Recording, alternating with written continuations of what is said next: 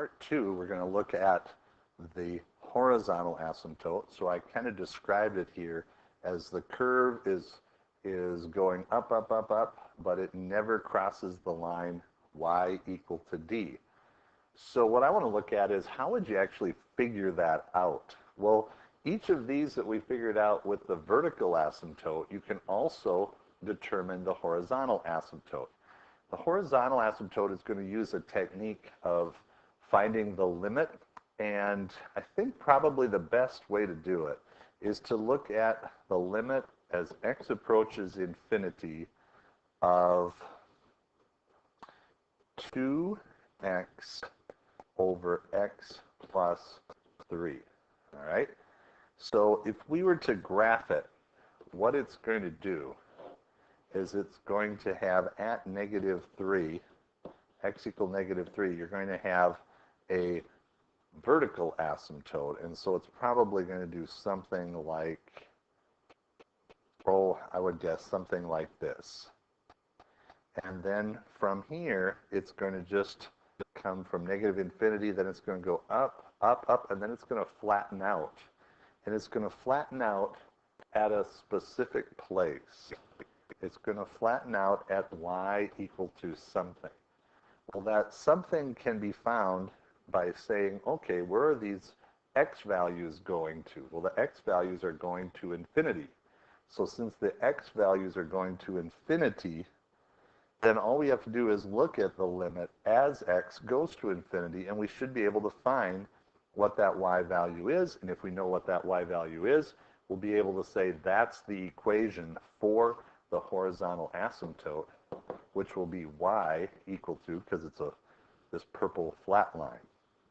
So how do you do it? Well, we're going to take each of these, call this a term, this a term, this a term.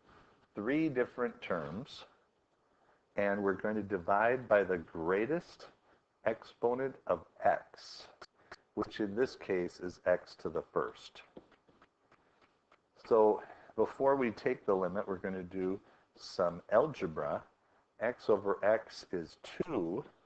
X over x, or 2x over x is 2. X over x is 1 plus 3 over x. Now this 3 over x is interesting because what we're saying is, what if you had 3 donuts and you divided it by, 6 people? Well, you would get a half a donut each if you shared it evenly. If you had 60 people, then it would be, 1/20th of a donut? And the bigger and bigger x gets, if you had all the people in the world sharing 3 donuts equally, each of them is going to get practically nothing. So 3 donuts divided by infinity is pretty much no donuts. So 2 over 1 is going to be your horizontal asymptote.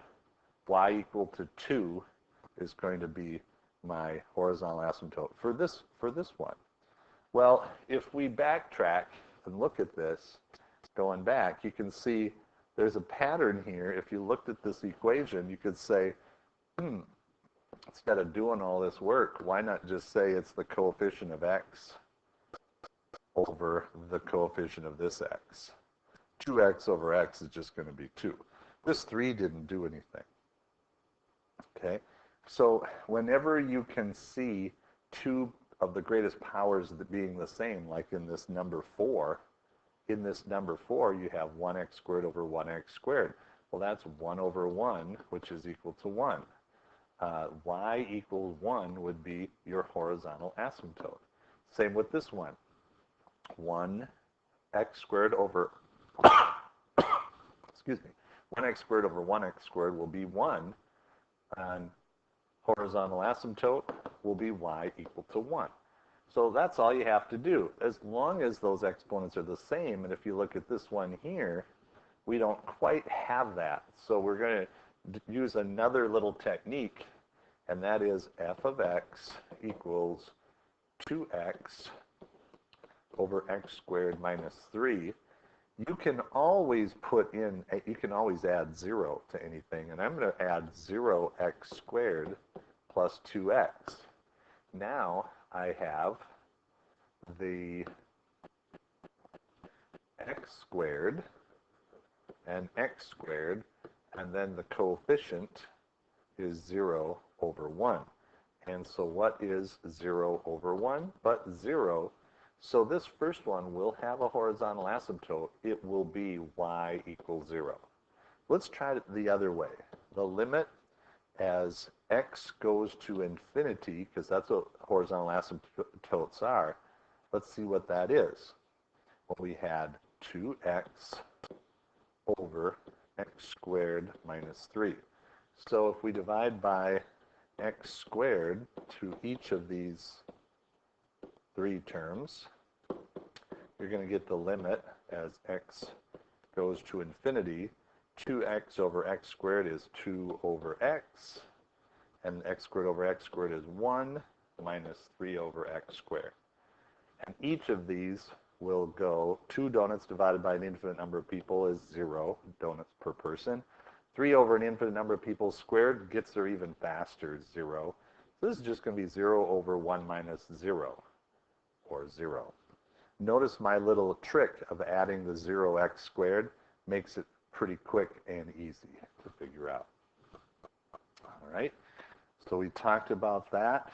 And now what we can do is we can take a problem like number 8, and we can find all of these things about it. So let's do it. Let's do it. So you're going to first find the domain. Well, if we factor this 4x over x plus 2, x minus 2, will those x plus 2 or x minus 2's cancel out? They will not. So in this case, your domain is going to be all real numbers except -2 and +2. And that will be your domain. Vertical asymptotes will be what these will set equal to 0 will be x equal to -2 and x equal to 2. You just set that equal to 0 and that equals 0, and you get it. For the holes, nothing cancels, so there's no holes in this one. And then if we want to find the horizontal asymptote, then what you do is you take the limit as x goes to infinity of 4x over x squared minus 4, and I'm going to add 0 times x squared and use my little trick and say, okay, the greatest exponent of x is x squared, so 0 over 1 is 0. So my horizontal asymptote is y equal to 0. So if you actually tried to graph this, you'd have a vertical asymptote at -2, vertical asymptote at 2, and you wouldn't, you'd have a horizontal asymptote here, and then plot a few points, and I think it's going to be something like this. And I'm not sure what happens in between. We can put a 0 in, it's going to be 0. Put in a 1, you'll get 4 over negative, so it'll be negative, so it's going to go down. It'll look something like that. But look at how much information you can get from horizontal asymptote, vertical asymptote, and domain. All right, so then what you're going to do is the circled problems and do all the things that we did. If they cancel out, and I can tell you there'll be some canceling out in number 9, if they cancel out, like x minus 8 over x minus 8, you would say there's a hole at x equal to 8. Here's a little word problem that has a rational function to it. Should be pretty easy.